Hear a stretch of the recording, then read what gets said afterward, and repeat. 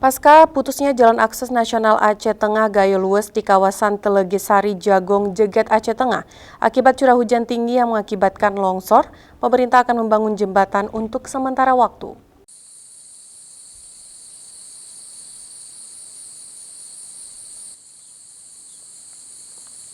Pasca longsor yang mengakibatkan jalan lintas nasional antar Kabupaten Aceh Tengah dan Gayo Lues putus total di kawasan Telegesari, Jagong Jeget Aceh Tengah atau di kawasan Atu Lintang.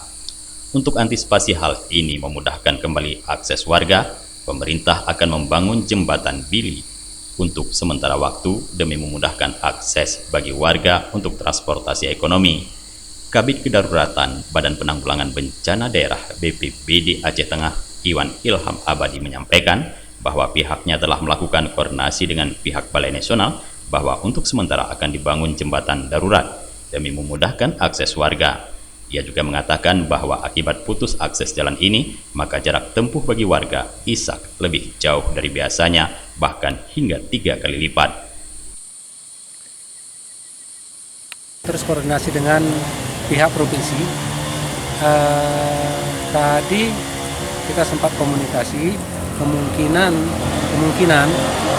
untuk sementara ini agar jalan itu tetap berfungsi, pihak provinsi mengatakan mungkin jalan tercepatnya itu akan dibuatkan untuk sementara jembatan Bili.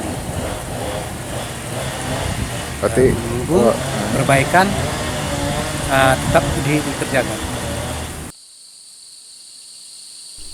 Sejumlah lokasi lain di kawasan Aceh Tengah juga mengalami longsoran bebatuan, dan bagi pengguna jalan diminta untuk berhati-hati terlebih saat kondisi musim penghujan.